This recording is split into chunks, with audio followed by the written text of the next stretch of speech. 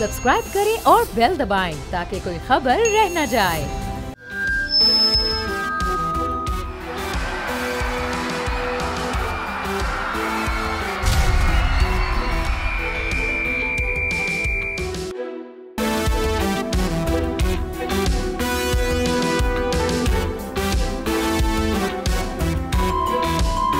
पंजाब हुकूमत की जानिब से नया ट्रैफिक आर्डीनेंस जो है वो पास किया गया है, जिसके बाद सख्ती से ये फ़ैसला हुआ कि आइंदा कोई भी शख्स जो है बग़ैर हेलमेट के बाइक नहीं चलाएगा।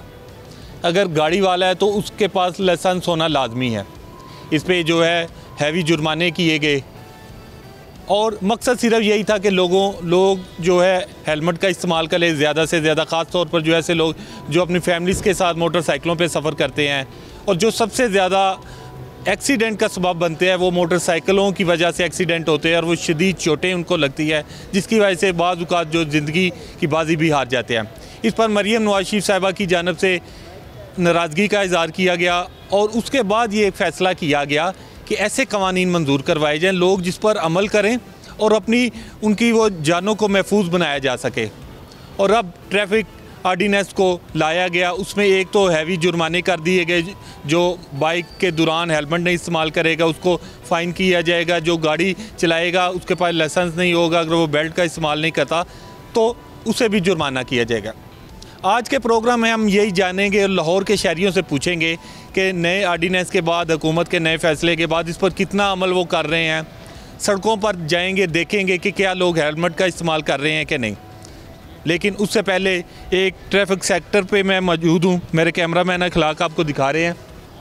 पुलिस खिदमत मरकज़ है, ये आप लोगों को देख रहे हैं, ये वो लोग हैं जो लाइसेंस बनवाने यहाँ पे आ रहे हैं। जब हुकूमत ने फ़ैसला किया उसके बाद लोगों की तादाद बढ़ती हमें दिखाई दे रही है और रश नज़र आता है कि लोग ट्रैफिक लाइसेंस अपना बनवा रहे हैं ताकि कानून की अमल दरामद उस पर किया जाए, पासदारी की जाए और जुर्मानों से भी बचा जाए।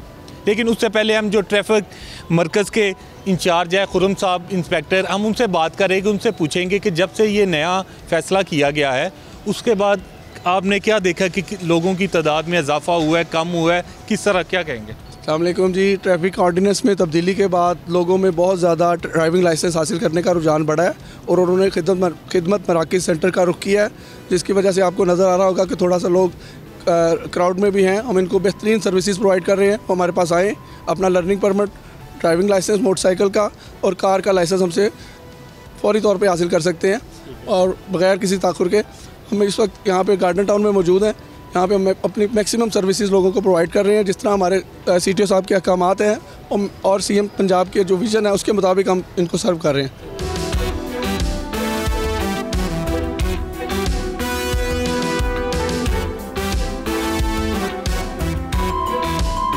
ने एक बहुत अच्छा इकदाम उठाया है। देखें, जब ये नया सेंटर बना था ना, मैं यहाँ पास ऑफिस में जॉब करता हूँ, ये लोग बाहर खड़े होते थे और जो गुजरता था उसको खुद कहते थे आकर लाइसेंस बनवा लो। यहाँ पे बंदा कोई नहीं होता था। मुझे भी इन्होंने 2 दफ़ा कहा, मैंने कहा मैं बनवा लूँगा। अब हालात ये हैं कि मेरे 2 दोस्त पकड़े गए, उन पर FIR हो चुकी है, 2 के ऊपर चलान हो चुका है। अब मेरे घर वालों ने मुझसे बाइक ले गए, मुझे कार्ड दे दिया कि आप बस में सफ़र करो, आपने बाइक पे नहीं जाना।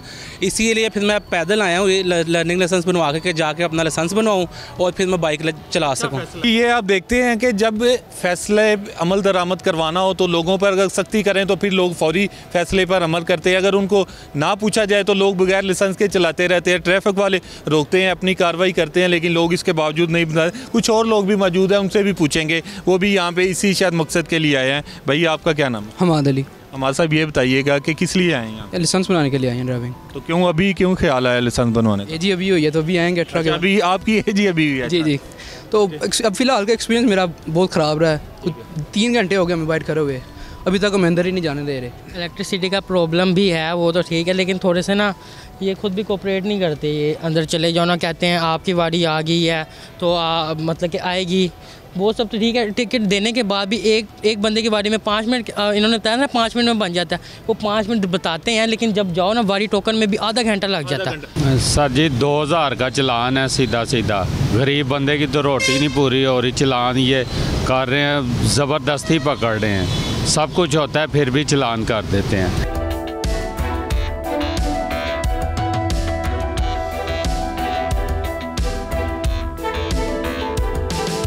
बिस्मिल्लाहिर्रहमानिर्रहीम। ये जो मौजूदा इन्फोर्समेंट ड्राइव है, इसका बुनियादी मकसद ये है कि हमारी रोड्स के ऊपर डिसिप्लिन आए, हमारी रोड्स पे सफ़र करना आसान हो और हमारी रोड्स पे जो एक्सीडेंट में इंसानी जानों का नुकसान होता है उसको कम से कम सतह पर लाया जाए।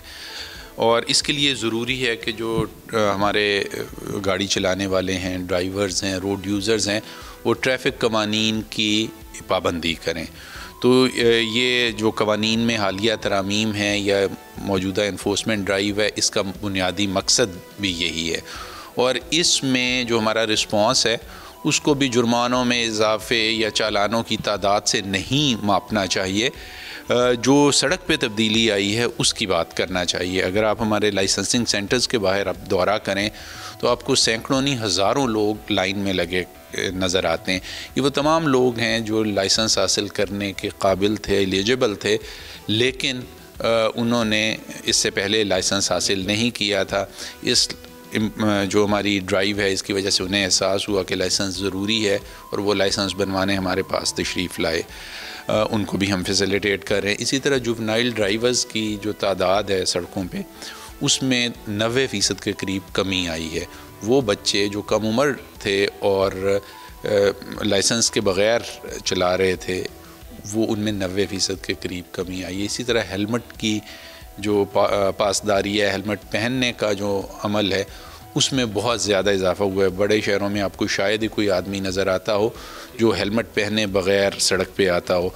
इसी तरह अगर आजकल आप पंजाब के बड़े शहरों में जहाँ पे ट्रैफिक सिग्नल्स हैं तो आप देखें, वहाँ पे जाएं तो वहाँ पे आप देखेंगे कि सिग्नल के ऊपर रुकने का और सफ़ेद लाइन से पहले ठहरने का रुझान काफ़ी ज़्यादा बढ़ गया है। तो ये वो मस्बत चीज़ें हैं जो इस कानून और इस इन्फोर्समेंट ड्राइव के ज़रिए हासिल करना मकसूद है। और अब जो दूसरा हमारा अहम चैलेंज है कि इसको पायदार बनाया जाए। लोगों के रवैये में जो तब्दीली है वो आर्जी ना हो, वो सख्त इन्फोर्समेंट ड्राइव से मुताल्लिक ना हो, वो एक मुस्तकिल तब्दीली है। उसके लिए हम एजुकेशन, हम लोगों तक आउटरीच कर रहे हैं, लोगों के साथ इंगेज कर रहे हैं, मीडिया के प्लेटफॉर्म्स को यूज़ कर रहे हैं और लोगों को ये बावर कराने की कोशिश कर रहे हैं कि इस सारी की सारी जो बेहतरी है ट्रैफिक में, उसका फ़ायदा बुनियादी तौर पे अवाम को है। चूँकि सड़कों पे बहने वाला जो खून था वो हम सब का था। तेज़ रफ्तारी से, बेहतियाती से मोटरसाइकिल चलाते हुए हादसे का शिकार हो जाने वाले कम उम्र बच्चे मेरे भी थे, आपके भी थे। इसी तरह धुआं छोड़ती हुई गाड़ियाँ जो कि फ़ज़ा को ज़हर आलूद बना रही थी, जिसकी वजह से हमारे शहरों की फ़ज़ा जो है वो दुनिया में 1, 2 और 3 नंबर पे बुरी फ़ज़ा जो है सांस लेने के लिए करार दी जाती थी। उसमें आप भी सांस लेते थे, हम भी सांस लेते थे। इसी तरह जो ओवर साइज़ गाड़ियाँ हैं, गैर महफूज गाड़ियाँ हैं, छतों पे बैठे हुए मुसाफिरों वाली गाड़ियाँ हैं, उनका नुकसान भी हम सबको था। और अगर इसमें बेहतरी आ रही है तो इसमें फ़ायदा भी सबका है। तो जब ये चीज़ हमारे जहन में जागुज़ी हो जाएगी, हमारे जहन में रासिख हो जाएगी, तो आप देखेंगे कि ये रवैये की जो तब्दीली है, जो कुछ लोगों का ख्याल है कि शायद चंद रोज़ा है, ये एक मुस्तकिल तब्दीली बन जाएगी। अच्छा वक़ास साहब, ये बताइएगा कि जिस तरह आपने कहा कि हम चाहते हैं कि मुस्तकिल लोग इसे अपनाएं, ये ना हो अभी लोग डर रहे हैं या खौफ किसी वजह से हो जाए, ये बताइएगा कि पंजाब भर में अगर हम बात करें तो कितने जुर्माने हो चुके हैं अब तक की अगर हम बात करें, और कितने इसके अलावा अगर हम बात देखते हैं कि इम्प्लीमेंटेशन की, उसकी अगर आपने कोई ग्राफ बनाया तो उस पर थोड़ा लोगों को बता दीजिए। जी, जैसे मैंने पहले आपसे शेयर किया कि ट्रैफिक पुलिस की मौजूदा ड्राइव की कामयाबी का जो पैमाना है वो ये नहीं है कि हमने कितने हज़ार गाड़ियाँ इम्पाउंड की है, कितने करोड़ रुपए का जुर्माना इकट्ठा किया है, कितने लाख चालान किए हैं। मैं अपनी कामयाबी जो है इन तमाम टूल्स को इस्तेमाल करते हुए जो सड़क पे इम्पैक्ट आया है उससे जांचता हूँ, और वो अल्हम्दुलिल्लाह आप देख सकते हैं कि वो तब्दीली जो है वो नुमायाँ है, सेटिस्फैक्ट्री है। लोग जो है ट्रैफिक कवानीन की पासदारी ज़्यादा कर रहे हैं, लाइसेंस बनवा रहे हैं। अल्हम्दुलिल्लाह उसी रेशो से हादसात हुए हैं। पिछले 7 दिन में पंजाब के जो शहरी इलाके हैं जिनमें ट्रैफिक पुलिस काम करती है, उनमें से 27 अज़ला में एक भी जानलेवा एक्सीडेंट नहीं हुआ। जो कम उम्र ड्राइवर्स हैं, जो कि 2022, 23 और 24 के डेटा के मुताबिक 8% जानलेवा हादसात में कम उम्र ड्राइवर होते हैं। इस साल वो रेशो इन्हीं कार्रवाइयों की वजह से 2% से भी कम आ गई है और हम उम्मीद रखते हैं कि अगले साल शायद 0 पे चली जाए। तो ये बताइएगा कि लाहौर के हवाले से, लाहौर पाकिस्तान का दूसरा बड़ा शहर है, हम यहाँ पे देखते थे कि अक्सर जो वायलेशंस होती थी वो अगर हेलमेट नहीं पहनते जो है इशारा ब्रेक कर देते हैं, तो लाहौरियों के लिए क्या ख़ुसूसी इंतज़ामात किए गए हैं या ऐसे इक़दाम किए गए हैं कि जिससे इनको जो है काबू किया जा सके? लाहौर हमेशा जो है ज़िंदा दिलों का शहर माना गया है और जाना गया है और उनकी ज़िंदा दिली जो है वो आपको सड़क पे भी नज़र आती है, पार्क में भी नज़र आती है, बसंत पे भी नज़र आती है। तो उनको हम फैसिलिटेट भी कर रहे हैं। लाहौर में हमारे 3 सेंटर्स ऐसे हैं जो राउंड द क्लॉक उनके लाइसेंसेस बना रहे हैं। इसके अलावा हमारी मोबाइल वैन्स भी बाहर जा रही हैं और उनको फैसिलिटेट कर रही हैं। इन्फोर्समेंट में भी हम कोशिश कर रहे हैं कि लाहौर के मिजाज के मुताबिक उनको इंगेज किया जाए और उनको बताया जाए कि उनकी सलामती, उनके साथी लाहौरियों की सलामती उनके हाथ में है। अगर खुदा न खास्ता वो बेहतियाती से गाड़ी चलाते हैं, हेलमेट नहीं पहनते, सीट बेल्ट नहीं पहनते, वन वे की ख़िलाफ़ वर्जी करते हैं, तो या वो ख़ुद उसके विक्टिम होंगे या उनका और कोई साथी लाहौरी विक्टिम होगा। तो हम उनको इंगेज भी कर रहे हैं, एजुकेट भी कर रहे हैं और जहाँ ज़रूरत पड़ती है वहाँ पे फिर इन्फोर्समेंट भी कर रहे हैं। और आप देखेंगे कि ट्रैफिक डिसिप्लिन में अब आपको लाहौर प्रॉब्ली पंजाब के दीगर शहरों से बहुत आगे नज़र आता है। तो लाहौर जो है न सिर्फ पंजाब बल्कि पाकिस्तान का दिल है। तो यहाँ पे जो ज़िंदा दिलाने लाहौर की खूबसूरती है वो हमारी सड़कों पे भी नज़र आनी चाहिए और हम उनके ताउन का बहुत शुक्रिया अदा करते हैं कि वो अपने शहर की और अपने सूबे की जो ट्रैफिक डिसिप्लिन की ड्राइव है उसको लीड कर रहे हैं।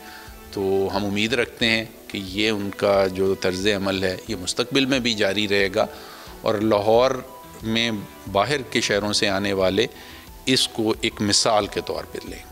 लोग बड़ी तनकीद करते हैं, आपने भी देखा होगा मुख्तलिफ चैनल पे, मीडिया पे एक बात बड़ी हाईलाइट होती है कि जो पुलिस मुलाजमीन है, बड़ा या ट्रैफिक वार्डन है या कोई भी किसी भी अदारे का लो, तो वो हेलमेट नहीं पहनते या उनकी बाइक की जो है नंबर प्लेट नहीं होती, उनको क्या मैसेज देंगे? देखें, इस मुहिम को सबसे पहले हमने अपने घर से शुरू किया और अब तक 2600 से ज़्यादा police officer, uniformed police officer जो कि सरकारी काम के लिए जा रहे थे, ट्रैफिक की मुख्तलिफ वायलेशन के नतीजे में इन्फोर्समेंट एक्शन का निशाना बने, उनके ख़िलाफ़ कानूनी कार्रवाई हुई, उनकी गाड़ियाँ बंद की गई, उनके चालान किए गए। इसी तरह दूसरे महकमों की भी जो गाड़ियाँ हैं, उनके भी ड्राइवर्स हैं, उनके भी जो अफसरान हैं, उनके ख़िलाफ़ भी कार्रवाई की गई। चंद एक बहुत हाई लेवल डिग्नेटरीज़ के ख़िलाफ़ भी कार्रवाई की गई। तो ये सब के लिए कार्रवाई बराबर है और हम जो आईजी साहब का जो एक मैसेज और मोटो है कि अगर हम लॉ इन्फोर्समेंट चाहते हैं, खा वो क्रिमिनल जस्टिस सिस्टम के हवाले से है, खा वो ट्रैफिक के हवाले से है, खा वो किसी और पुलिसिंग सर्विस के हवाले से है, तो पुलिस वालों को रोल मॉडल बनना पड़ेगा। तो मैं तमाम अपने ऑफिसर्स से और अपने जवानों से ये तवक्को रखता हूँ कि वो अपनी इस अहमियत और ज़िम्मेदारी का एहसास करते हुए एक रोल मॉडल के तौर पे सामने आएंगे और लोगों को बताएंगे कि सबसे पहले हम ट्रैफिक कवानीन की ख़ुद पासदारी करते हैं, फिर आपसे तकाजा करते हैं। हुकूमत ने सख्ती की तो लोगों ने हेलमेट का इस्तेमाल शुरू कर दिया, क्योंकि लोग तो एक तो डरे हुए हैं कि इससे जो है जुर्माना बहुत ज़्यादा होता है, 2000 रुपये तक जो है फ़ाइन होता है, जो पहले 200 या 500 रुपया होता था। लेकिन एक बात साबित होती है कि जब तक सख्ती ना की जाए लोग उस पर शायद अमल नहीं करते, लोग उसको ईजी लेते हैं। लेकिन अब हमने इस प्रोग्राम में आपको दिखाया और लोगों से बात भी की, जिस पर लोगों ने कहा जी पहले सख्ती नहीं थी, अब सख्ती होगी है, शायद इसलिए ज़्यादा इस्तेमाल करते हैं। लेकिन लाहौर की शहरियों की एक बहुत बड़ी तादाद अब हेलमेट का इस्तेमाल कर रही है। हमने लाहौर के आपको मुख्तलिफ सड़कों का जो है विज़िट कराया, दिखाया। इस वक्त मैं लाहौर के माल रोड पर खड़ा हूँ, जहाँ हम देख रहे हैं कि तकरीबन 80 से 90 1% ऐसे लोग हैं जो बाइक चला रहे हैं वो हेलमेट का इस्तेमाल करते हैं, क्योंकि अगर हेलमेट का इस्तेमाल नहीं करेंगे तो जुर्माना होगा, उनकी नंबर प्लेटें दुरुस्त नहीं होंगी तो जुर्माना होगा। इसके अलावा जो गाड़ियों वाले हैं जिन्होंने काले शीशे इस्तेमाल किए हैं, अगर बेल्ट का इस्तेमाल नहीं करते तो उनका जुर्माना होगा। और यहाँ को ट्रैफिक पुलिस वाले नज़र आते हैं जगह जगह पे जो गाड़ियों को रोकते हैं, क्योंकि जब सिग्नल लगता है तो शहरी एकदम रुकते हैं, तो उस वक्त उनको रोका जा सकता है। और जो हेलमेट का इस्तेमाल नहीं कर रहे या किसी का कोई फॉल्ट है तो उसको जुर्माने किए जा रहे हैं। प्रोग्राम बोल जमूर में मुझे दे इजाज़त।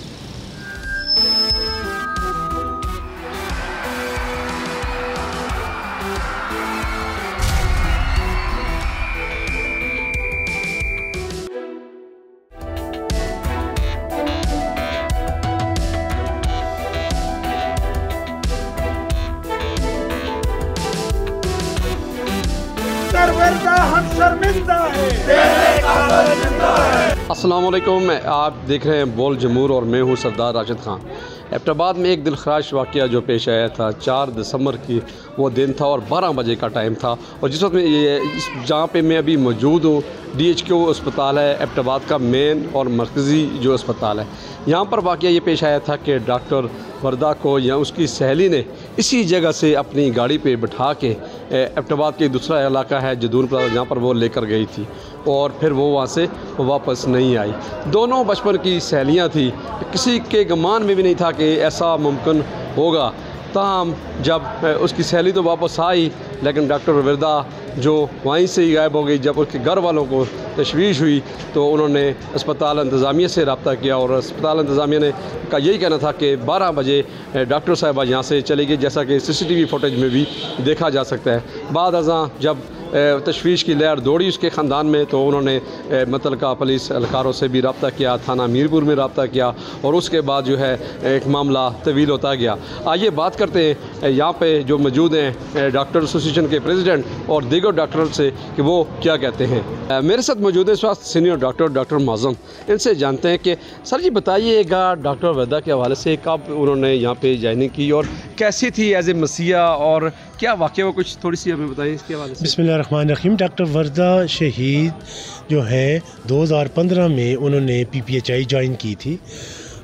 फिर उसके बाद वो हेल्थ डिपार्टमेंट की स्ट्रेंथ पे आ गई। उन्होंने MCPS गायनी किया था, 2 साल उनकी जो ट्रेनिंग थी हमारी जो रिसर्च में हुई थी ऊपर। डॉक्टर वर्दा इंतहाई मिलनसार, पेशेंट्स के साथ बहुत अच्छा रवैया रखने वाली, पेशेंट्स की मदद करने वाली। हमने कई दफ़ा उनको देखा। इवन सर आप पेशेंट्स की बात करते हैं, जब रमज़ान आता था तो हमने कई दफ़ा देखा कि वो खामोशी से पूरे महीने का राशन देती थी गरीब लोगों को। हमने कई दफ़ा ऑब्ज़र्व किया ये चीज़। As a professional she was a competent doctor, very competent, बहुत ही अच्छी सोसाइटी के हवाले से भी बहुत ही अच्छी खातून थी, बहुत प्रोफेशनल थी। अपनी आजकल वो CMO एज अ CMO अपने फ़राइज़ अंजाम दे रही थी, लेकिन शी वाज स्पेशलिस्ट गायनेकोलॉजिस्ट और वो अपने काम में बहुत ज़्यादा माहिर थी। डॉक्टर साहब ये जो 4 दिसंबर को जो वाक़या पेश है, अफसोसनाक वाक़या, इसके हवाले से आप क्या कहेंगे? जी ये इंतहाई दर्दनाक और बड़ा अफसोसनाक वाक़या है जी। एबटाबाद के लोग क्या कि हमारे doctors, paramedics, nursing staff, class 4 क्या पूरा पाकिस्तान इस पे गमज़द है। मेरे पास अल्फाज नहीं है कि जिस बेदर्दी से उनको कत्ल किया गया,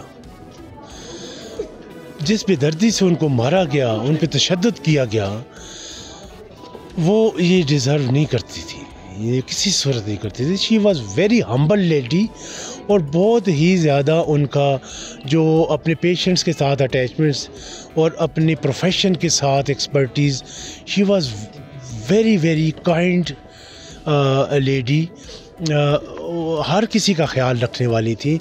ये जो बहुत बड़ा जुल्म हुआ है और हम एज आ हेल्थ प्रोफेशनल कम्युनिटी हम डिमांड करते हैं कि जल्द अज जल्द उन लोगों को कैफरे किरदार तक पहुंचाया जाए जो इस वाक़ये में मुलव्वस है।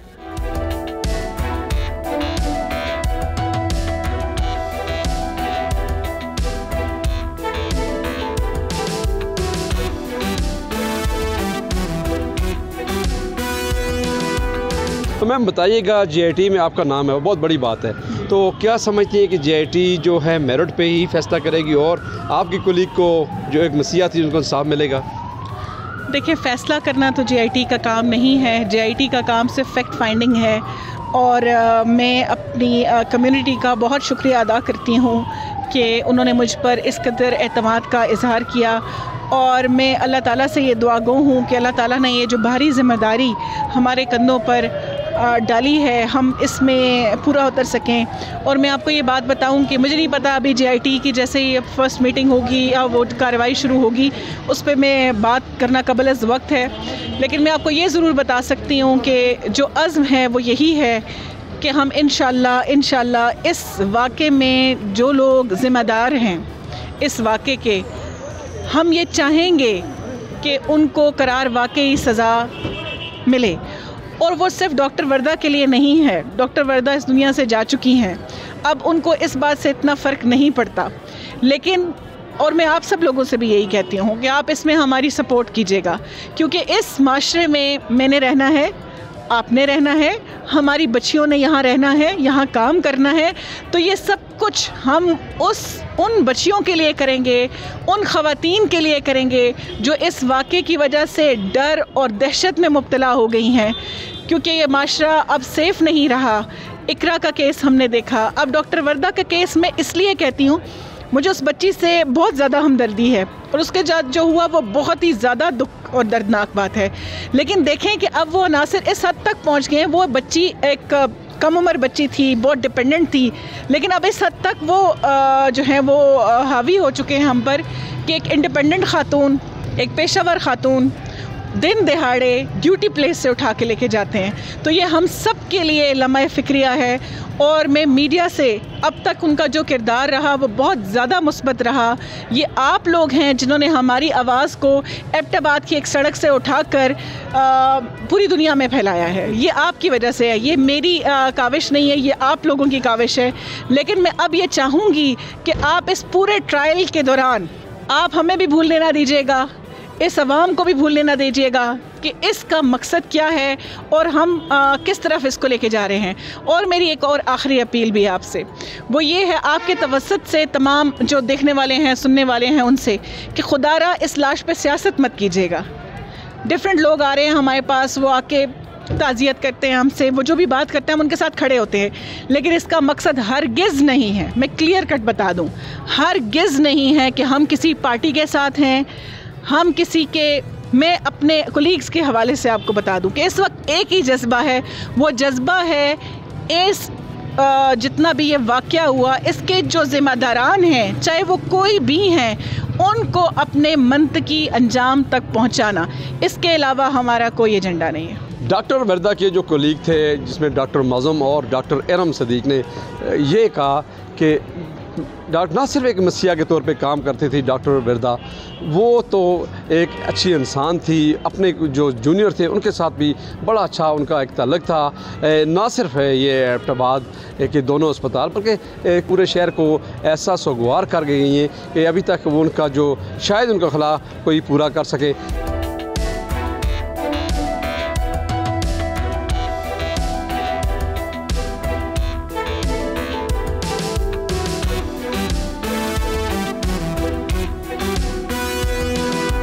मेरे साथ इस वक्त मौजूद हैं डिस्ट्रिक्ट पुलिस ऑफिसर। सर बताइएगा, जब से आपको ये मालूमात मिली है केस के हवाले से, उसके बाद एबटाबाद पुलिस ने क्या एक्शन किया और अभी तक जो है तमाम जो सूरत हाल है इसके हवाले से? जी बिल्कुल, केस की अगर मैं शुरुआत में जाऊँ जी, ये इंसिडेंट हुआ है 4 दिसंबर को 12 बजे के करीब, जिसकी CCTV फुटेज भी कलेक्ट कर ली गई थी। पुलिस के पास मैटर रिपोर्ट हुआ था रात 9 बजे जी। रात 9 बजे इनिशियल हम इन्वेस्टिगेशन हमने की, उसके बाद द नेक्स्ट डे FIR जो है वो फ़ौरन रजिस्टर होगी। FIR रजिस्टर होने के बाद जो मेन कल्प्रिट थी रिदा, उनको अरेस्ट किया गया और उनकी जब इंटेरोगेशन हुई तो उसमें बाकी नाम जो है हमारे पास नदीम का, परवेज़ का और शमरेज़ का आया है। नदीम और परवेज़ जो हैं वो अरेस्ट फिर हुए, परवेज़ की पॉइंटेशन पे फिर डेड बॉडी जो है उसको रिकवर किया गया। उसके अलावा जिन गाड़ी में डॉक्टर साहिबा गई थी रिदा के साथ, वो गाड़ी जो है वो हमारी कस्टडी में, और जिस गाड़ी में डॉक्टर साहिबा को की डेड बॉडी को ले जाया गया था वो भी हमारे पास है जी। इसमें बच जाता है फिर एक मुलजिम जी शमरेज़ जी।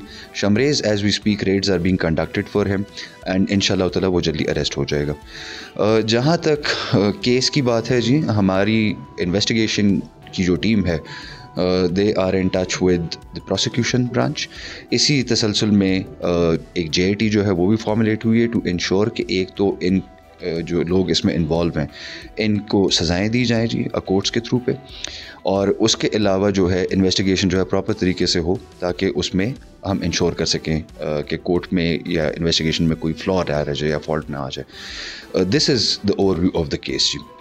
फर्दर मोर जो है we are in touch with the victim's family as well, we are in touch with the doctors community as well, और हमने उनको भी सेंसिटाइज़ किया, उनको भी अवेयर किया कि ये सारी प्रोग्रेस जो है इस केस में हो रही है जी।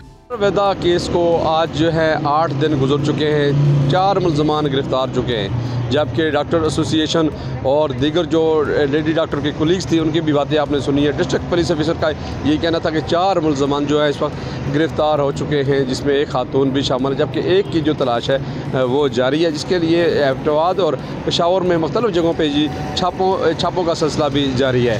असल में ये जो वाक़या पेश आया था ये तकरीबन 4 दिसंबर को पेश आया था, और 2 सहेलियाँ थी, जो एक सहेली डॉक्टर वर्दा थी और दूसरी सहेली रिदा खान थी। रिदा खान के पास जो था वो सोना पड़ा हुआ था, 67 तोले सोना था, जिसको डॉक्टर साहिबा की ने वापसी का मुतालबा किया तो उस पर उस पर उनके जो तल्लुकात हैं वो भी ख़राब हो चुके थे और एक दूसरे के ख़िलाफ़ दरख्वास्तें भी देती रही हैं। ताहम इस वक्त जो है तमाम जो कानूनी अदारे हैं वो इस वक्त हरकत में आ चुके हैं। सूबाई गवर्नमेंट की जानिब से CM वज़ीर आला जो खैबर पख्तूनख्वा हैं उन्होंने नोटिस भी लिया है। JIT की तश्कील भी दी गई है। कल जो पहला अजलास था JIT का वो भी पुलिस लाइन में मुनक़्क़द किया गया है। उसके बाद रात को JIT ने जो मकतूला है उसके घर में भी बयान रिकॉर्ड करवाए हैं। इस वक्त जो है एबटाबाद की जो फ़ज़ाएँ हैं इस वक्त भी सोगवार हैं। कानून नाफिज़ करने अदारों ने जो है 4 मुल्ज़मान को गिरफ़्तार किया हुआ है। दहशतगर्दी की अदालत ने 3 दिन का उनका मज़ीद रिमांड भी दिया है। मिलते हैं एक ब्रेक के बाद, हमारे साथ रहिएगा।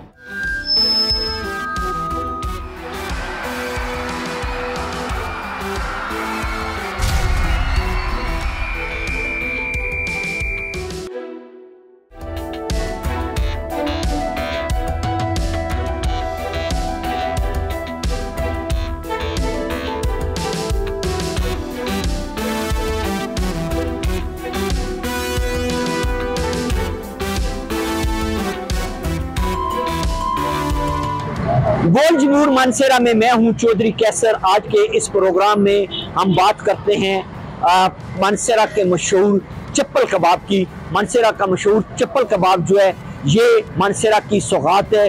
लोग जब भी दूर दराज इलाकों से आते हैं तो मानसेरा का जो चप्पल कबाब है मशहूर, उसको बड़े शौक से खाते हैं। मानसेरा की सियासी वाजी समाजी शख्सियात के अलावा मानसेरा के टूरिस्ट हज़रात भी जब भी मानसेरा आते हैं तो चप्पल कबाब जो है बड़े शौक से खाते हैं। साबिक़ वज़ीर आज़म मियाँ मोहम्मद नवाज शरीफ साहब जब भी मानसेरा आते थे तो चप्पल कबाब जो है उनको पेश किया जाता था और वो बड़े शौक से खाते थे।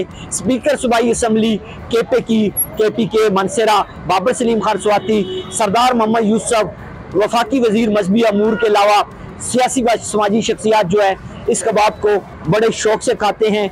इसकी जो है तारीख जो है 70 से 75 साल पुरानी है।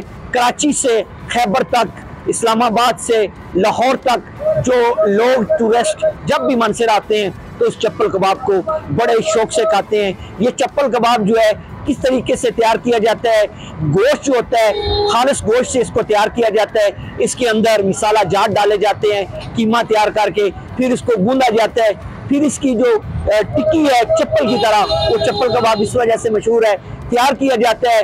लोग बड़े दूर दराज इलाकों से जब आते हैं तो इसको यहाँ पर आकर खाते हैं और अपने साथ पार्सल के तौर पर भी लेकर जाते हैं। फॉरेन से जब भी लोग आते हैं तो वो इस चप्पल कबाब को आकर यहाँ पर बड़े शौक से खाते हैं। आइए जानते हैं कि ये चप्पल कबाब किस तरीके से तैयार होता है और लोग इसके बारे में क्या कहते हैं।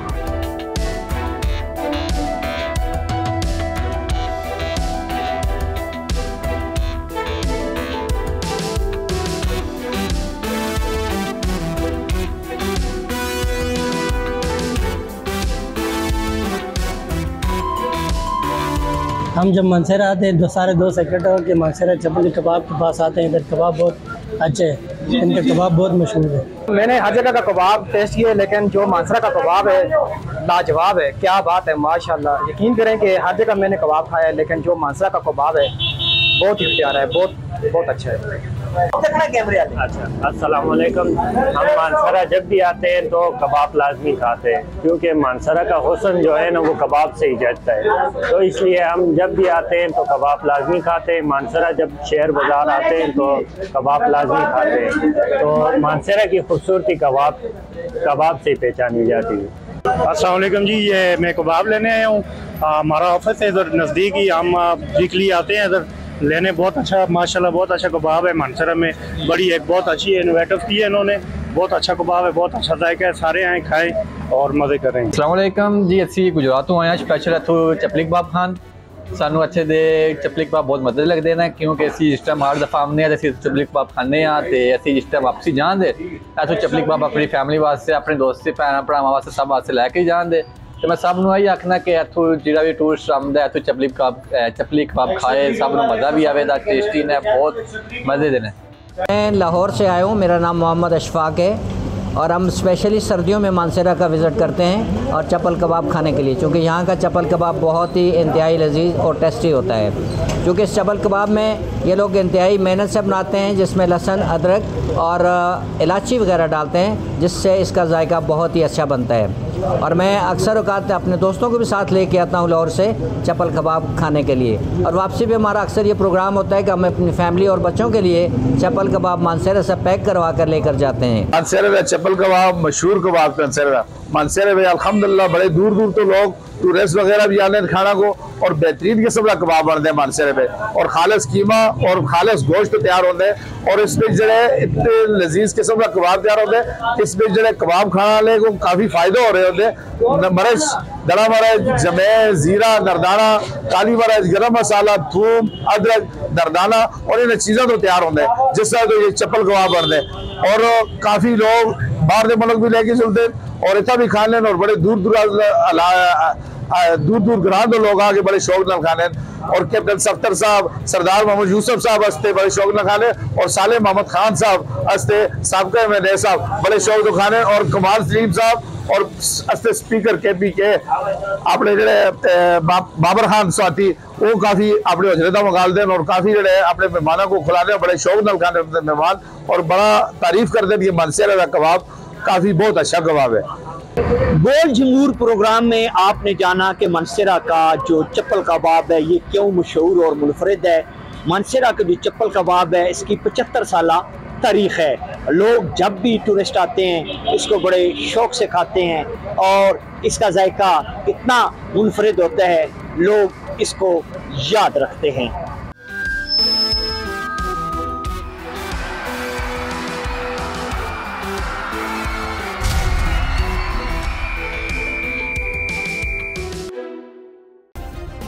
सब्सक्राइब करें और बेल दबाएं ताकि कोई खबर रह न जाए।